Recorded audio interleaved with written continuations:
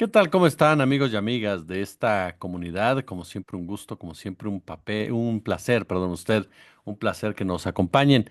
Hemos estado platicando desde hace ya algunas semanas sobre el tema de la filantropía, el involucramiento de ciertas marcas, de ciertas instituciones, incluso asociaciones, en lo que tiene que ver con las políticas de salud pública en el país, cómo influyen de una u otra manera.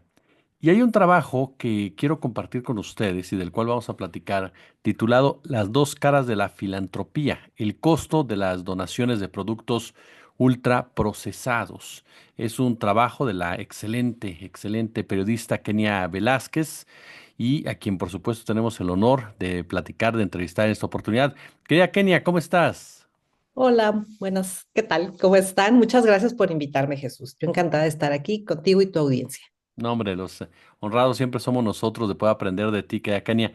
Oye, a ver, dos caras de la filantropía. El costo de las donaciones de productos ultraprocesados. ¿En qué se involucran? En qué se coordinan las donaciones, los productos ultraprocesados, la cara amable, digámosle así, de estas empresas a través de la filantropía?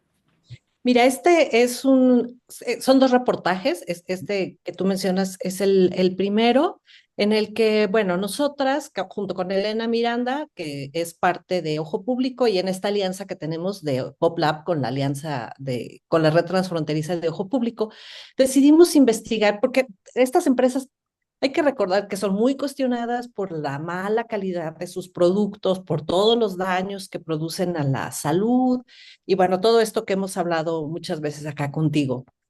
Y pues tú ves sus informes de sustentabilidad de estas grandes empresas, Coca-Cola, Nestlé, Pepsi, Kellogg's, Mondelez, etcétera, que dicen que, bueno, pues están muy preocupadas por la nutrición, especialmente de niños y niñas, y que hacen grandes esfuerzos y que apoyan y tal, pero son medio escuetas, ¿no? En señalar qué es lo que hacen.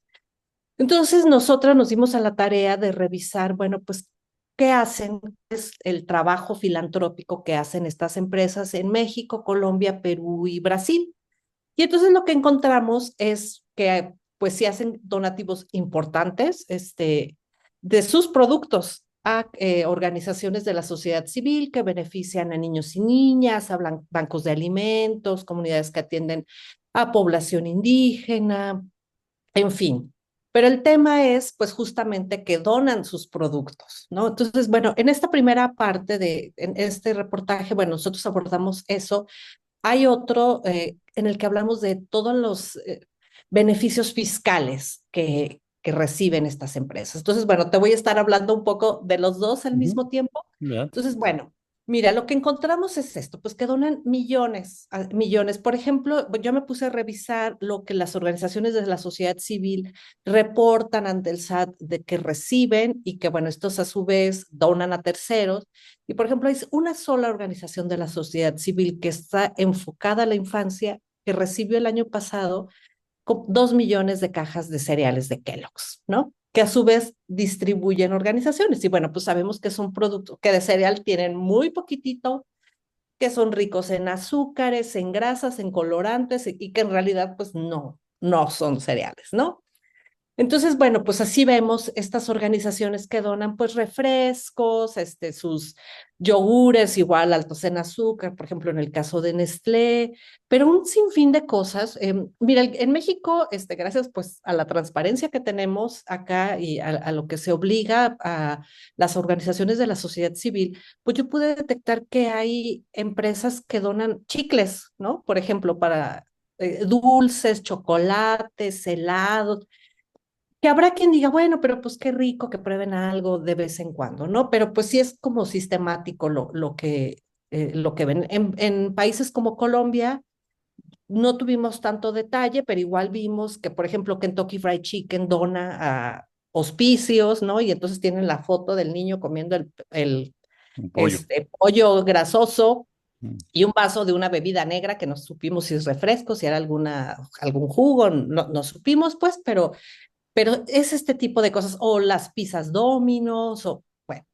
Entonces, Y en el caso de Perú y Brasil tuvimos muy poco acceso. Estas empresas han creado alianzas, sobre todo con los bancos de alimentos, y hay una Federación Mundial de Bancos de Alimentos que coordina a todos, que bueno, pues se presentan como organizaciones de la sociedad civil, sin fines de lucro, pero tienen, así entre sus grandes donadores, pues están otra vez Coca-Cola, Pepsi, Nestlé, etcétera, todas estas las que hemos mencionado. ¿Cuál es el asunto? Mira, nosotros conversamos, nosotras con personas de los bancos de alimentos, en el caso de Perú y de México, y por ejemplo, ellos nos dicen, bueno, es que no hay alimentos buenos ni malos, todo depende de lo que consumas, de las porciones, hay que enseñar a la gente a que coma de todo, y bueno, pues si hay hambre, pues ni modo, ¿no? Es preferible que coman eso a que no coman, ¿no? Entonces, este es un discurso que han usado las empresas, por ejemplo, para defenderse del impuesto de bebidas azucaradas o del etiquetado. Tú recordarás que había una gran campaña que decían, es que nos están estigmatizando los sellos y nos ponen en muy mal lugar. Es el mismo discurso. Entonces nosotras hablamos con especialistas y les dijimos, a ver, pues sí es mejor que pasen, que coman esto a que pasen hambre. Y pues claro que personajes como el doctor Simón Barquera, que es presidente de la Federación Mundial de Obesidad, que es además investigador del Instituto Nacional de Salud Pública, así como el ex viceministro de Salud en Perú, Enrique Jacobi, y ellos decían, no, por supuesto que no, porque son personas en vulnerabilidad, que ya son propensas a ciertos padecimientos, y si entonces tú le das de manera cotidiana esto, pues entonces vas poniéndolos en una situación, complicando su ya precaria situación de salud, que además pues no es gente que tenga a lo mejor seguridad social, ¿no? Es que están, pues, bueno, en situaciones muy complicadas, y entonces, ¿cómo van a atender esa parte, ¿no? Y por otro lado, está, bueno, pues el tema fiscal, ¿no? Dependiendo del país en el que revises, México es el que tiene la tasa de deducción más baja, que es de el 3%, pero en el caso de Colombia, del 7%, perdón, pero en el caso de Colombia puede ser del 35%. Y da lo mismo que dones estos productos a que dones frijol, verdura, legumbres y demás. Pero además nos pusimos a revisar las leyes de cada país y en ninguna ley se especifica que lo que se tiene que donar son alimentos saludables, nutritivos. En el caso de México, por ahí hay varias normas oficiales, pero solo una dice, bueno, tiene que ser con alto valor proteico, pero no dice nada más. En el caso de Colombia dice, bueno, que sea apto para el consumo humano. Entonces eso deja abierto, pues, a lo que sea es bueno, ¿no? Y hay que dejarnos a la buena de Dios. Tanto el doctor Jacobi como el doctor Barquera lo que dicen es que pues los estados son los que tienen que regular esto, ¿no? Y decir, no, no se puede donar, tiene que ser productos saludables y bueno, pues eso es algo que en lo que se tiene que pelear. Y bueno, hablando con fiscalistas, por otro lado nos decían, a ver, hay una doble carga, porque por un lado, o sea, el 7%, por ejemplo, imagínate el 7% que se le haga deducible a una empresa como FEMSA. O sea, el 7% de sus ganancias, ¿no? De sus ingresos, pues es un dineral, ¿no? O sea, no, Claro. no es cualquier cosa.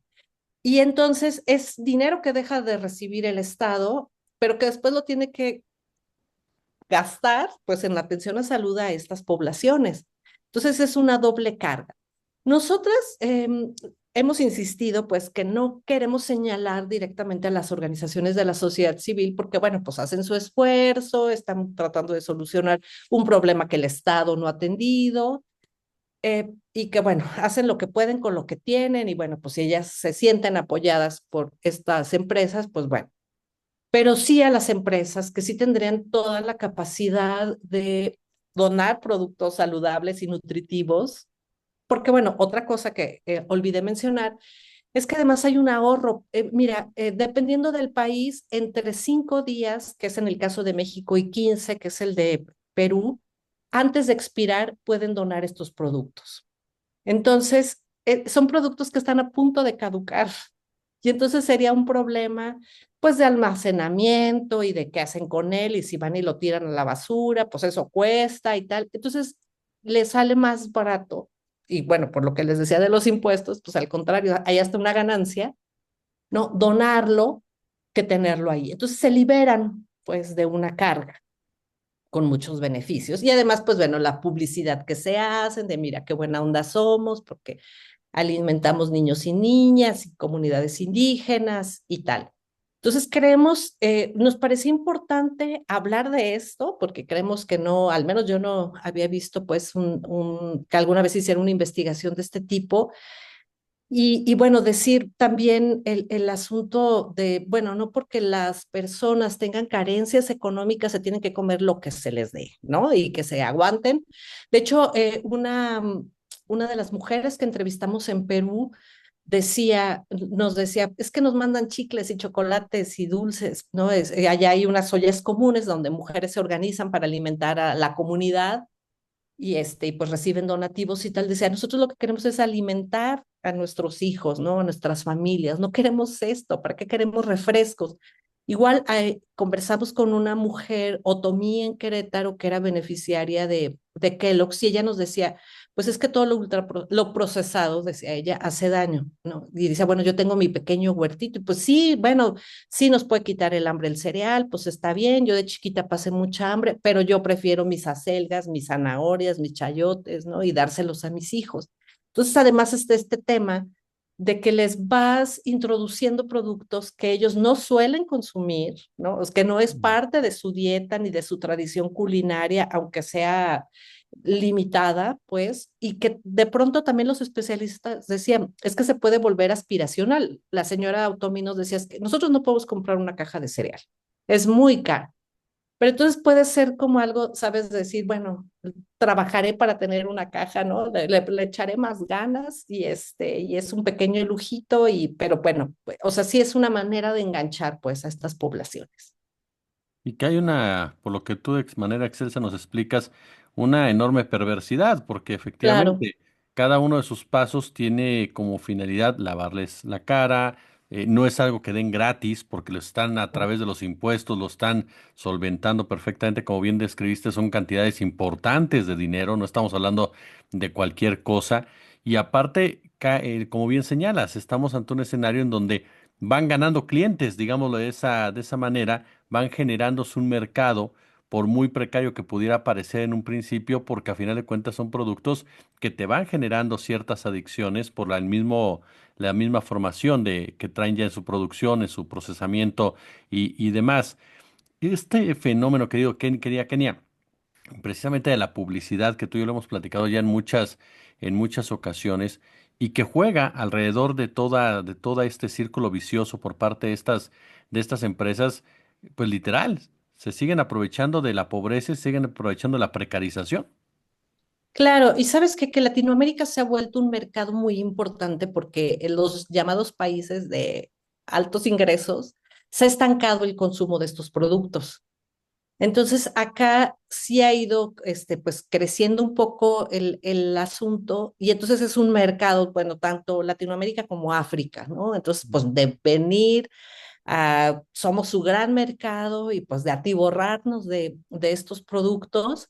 Entonces sí hay un empeño y hay un énfasis y bueno, en estudios que hemos visto de publicidad, sí es distinta la publicidad en Europa que en los países latinoamericanos o en el caso de Estados Unidos es muy distinta la publicidad que es para los latinos o para las comunidades negras en Estados Unidos es más agresivo. Entonces sí tienen un interés pues en nuestros pueblos pues para engancharnos en estos productos que pues sí son adictivos pues, ¿no? Y su publicidad lo dices, a que no puedes comer solo una, ¿no?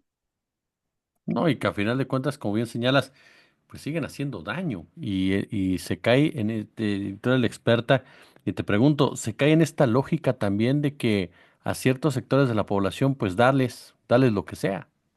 Claro, sí, y eso, digo, a mí me parece muy perverso de este sistema.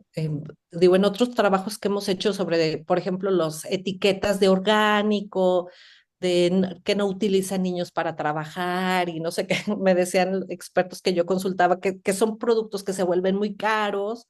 Entonces decía, o sea, solo la gente, me decían los expertos, solo la gente que puede pagar puede garantizar que va a consumir productos que no están contaminados y que además nos hacen el favor, ¿verdad? Buena onda, de no poner a trabajar a niños o no tener así, en situación precaria laboral a sus empleados, como si eso fuera así de, ay, qué lindos, ¿no? Mira, muchas gracias.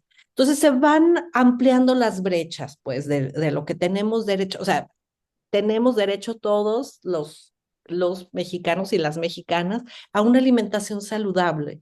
Entonces, bueno, pues se tiene que garantizar y debe de haber una exigencia desde el Estado para que esto se cumpla. Sí, que no se les permita tanta, ahora sí que tanta libertad y tanta Claro. flexibilidad en este juego filantrópico como tal, ¿no? Sí, sí, sí, porque bueno, pues como te decía, al final de cuentas es un costo pues adicional al Estado, o sea, por un lado es una pérdida y después termina siendo un costo. Miren, la pandemia donaron estas empresas. Yo me acuerdo del caso de Nayarit, que llegó y hasta lo anunciaron en la televisión local, un tráiler de refrescos de Mm. embotelladora del Nayar, que es de Coca-Cola, que justamente el entonces gobernador es uno de los socios de esa empresa, ¿no? Entonces llegaron al DIF así con un tráiler lleno de refrescos y tal. Y era lo que estaban haciendo, aprovechando la pandemia, donar todos sus productos también. Y entonces tanto la Organización Mundial de la Salud como UNICEF y otros organismos, la Organización Panamericana de la Salud, pidieron a los gobiernos, dijeron, por favor, no acepten este tipo de productos, ¿no? O sea, si van a donar, que sean alimentos saludables. Y se nos olvida, pues, lo que aprendimos en la pandemia, pues, o sea, ¿quiénes fueron más afectados? Pues las personas con obesidad, con hipertensión, ¿no? Con este tipo de padecimientos derivados de una mala alimentación. Entonces, pues estos productos hacen daño, está probadísimo.